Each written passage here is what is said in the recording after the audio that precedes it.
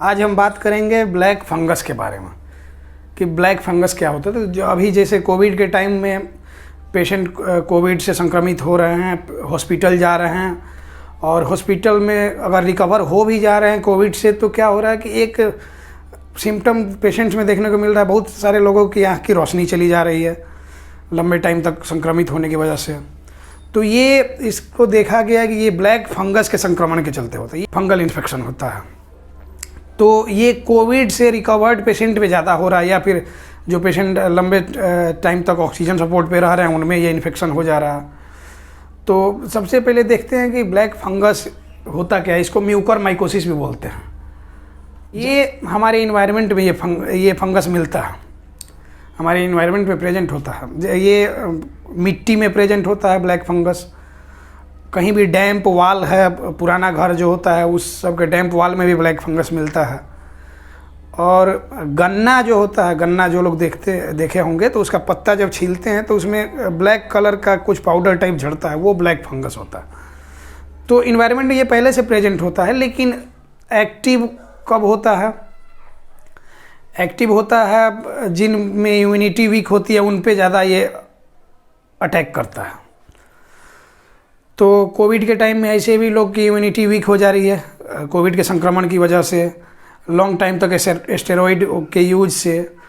और तो देखते हैं कि ये लोग में ये कॉमन है इन्फेक्शन, इसके बारे में देखते हैं। जैसे कि मिट्टी में और डैम्प वाल में प्रेजेंट होता है। पेशेंट जो लंबे टाइम तक ऑक्सीजन सपोर्ट पे रह रहे हैं, तो उन लोगों को जो मास्क वगैरह लगाया जाता है उसकी वजह से भी संक्रमण हो सकता है लंबे टाइम तक। और वेंटिलेटर सपोर्ट पे जो हैं उनको लंबे टाइम तक वो मास्क और ये सब लगाने की वजह से भी इसका संक्रमण हो जाता है। ये ब्लैक फंगस कितने टाइप का होता है? राइनोसेरिब्रल, जो साइनस और ब्रेन को अफेक्ट करता है, तो उसको राइनोसेरिब्रल म्यूकरमाइकोसिस बोलते हैं। पल्मोनरी म्यूकरमाइकोसिस लंग्स को जो अफेक्ट करता है, तो पल्मोनरी म्यूकरमाइकोसिस होता है। गैस्ट्रोइंटेस्टाइनल मतलब जो हमारे जीआईटी ट्रैक को, एलिमेंट्री ट्रैक जो होता है हमारा डाइजेस्टिव सिस्टम, इसमें अगर किसी भी तरह का ब्लैक फंगस का संक्रमण होता है तो उसको गैस्ट्रोइंटेस्टाइनल म्यूकरमाइकोसिस बोलते हैं। क्यूटेनियस मतलब स्किन का फंगस का इन्फेक्शन होता है ब्लैक फंगस का, तो क्यूटेनियस म्यूकरमाइकोसिस। और डिसेमिनेटेड में क्या होता है कि ब्लड इन्फेक्टेड हुआ और एक बॉडी पार्ट से दूसरे बॉडी पार्ट को इन्फेक्ट कर दिया, तो उसको डिसेमिनेटेड म्यूकरमाइकोसिस बोलते हैं। तो ये देखते हैं कि इनमें क्या क्या क्लिनिकल साइन सिम्टम आता है इस तरह के टाइप्स में। तो सबसे पहले क्या होता है कि कहीं से भी अगर इन्वायरमेंट ब्लैक फंगस हमारे बॉडी के अंदर जा रहा है, तो वो सबसे पहले वो नाक और मुंह के थ्रू ही जाता है। तो इसके थ्रू जब जाता है तो क्या करता है कि ये हमारे साइनसेस को अफेक्ट करता है। ब्रेन में, स्कल बोन में जो साइनस होते हैं, हॉलो स्पेस होता है बोन में, उसको साइनस बोलते हैं। और ये मैक्सिलरी बोन में भी हमारा ये होता है, साइनस होता है। तो इसमें क्या होता है कि साइनसेस को वो अफेक्ट करता है, इन्फ्लेम कर देता है। तो देखते हैं कि क्लिनिकल साइन सिम्टम्स क्या क्या आते हैं। कि फेशियल स्वेलिंग, अगर इन्फेक्टेड होगा तो क्या होगा कि साइनस, हमारा मैक्सिलरी बोन का साइनस अफेक्ट होगा, उसमें इन्फ्लामेशन होगा, तो फेशियल, एक साइड में फेशियल, जिस साइड अफेक्ट होगा उस साइड का फेशियल स्वेलिंग हो जाएगा और ब्लैक कलर का हो जाएगा। हेडेक होने लगेगा, सीवियर हेडेक होगा। साइनसाइटिस होगा, साइनस का इन्फ्लामेशन हो जाएगा, तो साइनसाइटिस तो होगा ही। उसमें क्या होगा कि नेजल कंजेशन हो जाएगा, नाक जाम हो जाएगा।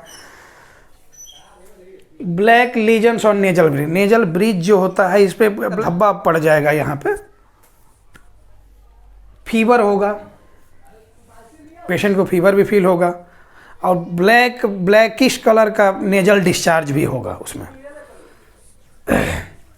उसके बाद देखते हैं कि पल्मोनरी म्यूकरमाइकोसिस में क्या होगा कि लंग्स को जब अफेक्ट करेगा तो फीवर आएगा, कफिंग होगा और चेस्ट पेन शुरू हो जाएगा पेशेंट में।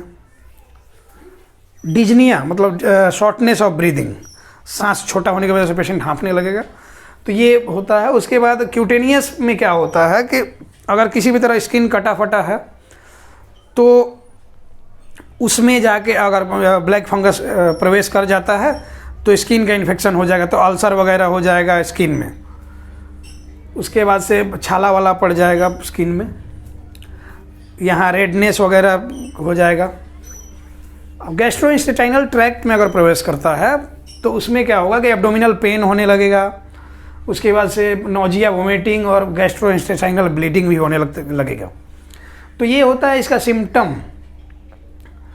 ये कॉज देखते हैं कि कॉज क्या होता है और किन लोगों में ये हो सकता है सबसे ज़्यादा। इम्यूनो कॉम्प्रोमाइज्ड पेशेंट्स, जिन भी पेशेंट में इम्यूनिटी वीक होगी उनमें ये इन्फेक्शन तुरंत फैलेगा। जैसे कि कोविड के पेशेंट्स जो हैं, तो एक तो कोविड की वजह से उनको ऐसे ही उनका इम्यूनिटी वीक हो जा रहा है।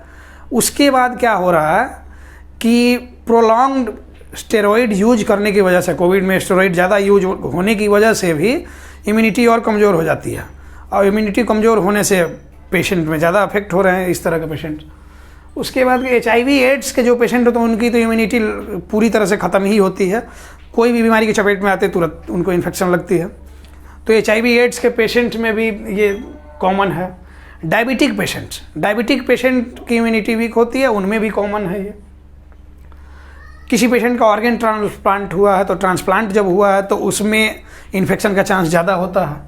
और लॉन्ग टर्म स्टेरॉइड्स यूज, ये जैसे कोविड के टाइम में लॉन्ग टर्म स्टेरॉइड यूज, या फिर और भी किसी डिजीज़ में जैसे रियूमेटिक डिजीज़ वगैरह में लॉन्ग टर्म स्टेरॉइड यूज होता है। तो लॉन्ग टर्म स्टेरॉइड यूज होने की वजह से इम्यूनिटी कमज़ोर होती है, वो हमारे पूरे बॉडी के सिस्टम को अफेक्ट करता है और इसकी वजह से इन्फेक्शन भी लग सकता है हमको।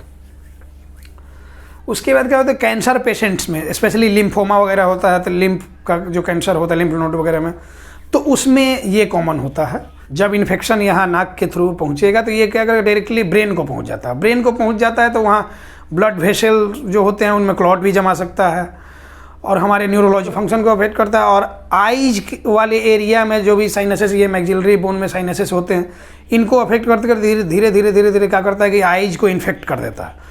और इसकी वजह से क्या होता है कि आँख में इन्फेक्शन, लालिमा और आँख बंद करने और खोलने में प्रॉब्लम, सूजन पूरा हो जाएगा इसके आसपास। ब्लाइंडनेस भी हो सकता है, लॉन्ग टाइम तक ये हो जाएगा तो ब्लाइंडनेस हो जाएगा। क्लॉटिंग ऑफ ब्रेन और वेसल्स, क्या होगा कि ब्रेन और लंग्स का जो वेसल, ब्लड वेसल हो, उसमें क्लॉटिंग भी हो सकता है। क्लॉटिंग होने की वजह से ब्लड का सप्लाई रुक जाएगा, सप्लाई रुक जाने की वजह से स्किन में चेंज होगा और स्किन में अल्सर वगैरह डेवलप हो जाएगा। इसका डायग्नोसिस जानना जरूरी है। डायग्नोसिस के लिए क्या होगा कि कुछ फीचर इसमें से दिखने लगे, जैसे हेडेक वगैरह आता है, साइनसाइटिस, और क्या होगा कि ब्लैक, सबसे ये होगा कि स्किन ब्लैक होना शुरू हो जाएगा, इसके आसपास फेशियल स्किन सब ब्लैक होना शुरू हो जाएगा। इसके ट्रीटमेंट में जनरली एम्फोट्रिसिन बी इंजेक्शन होता है, वो दिया जाता है। और कुछ केसेस अभी हमारे इंडिया में ही मिले हैं जिनमें क्या हुआ कि ब्लैक फंगस के संक्रमण सीवियर होने पे पता चला, तो उसमें क्या होता है कि फेस की सर्जरी करनी पड़ती है, इन्फेक्टेड पार्ट को काट के निकालना पड़ता है। सेल कुछ डैमेज हो जाता है तो सर्जरी के द्वारा ब्रेन सेल को काट के हटाना पड़ता है। तो ये कई ऑपरेशंस इसमें होते हैं, तो सर्जिकल प्रोसीजर भी इसका होता है। तो जितना अर्ली डायग्नोस हो जाए ब्लैक फंगस का, उतना जल्दी इसका मैनेजमेंट हो सकता है, नहीं तो बाद में ये घातक सिद्ध होता है। बाकी ये इम्यूनो कॉम्प्रोमाइज पेशेंट्स में ही जनरली होता है, डायबिटिक पेशेंट में। तो इस तरह के पेशेंट थोड़ा बच के रहें, और इम्यूनिटी स्ट्रांग रहेगी तो ये इन्वायरमेंट में इस तरह के फंगस रहते ही हैं, उनसे नॉर्मल बॉडी पे कोई असर होता नहीं।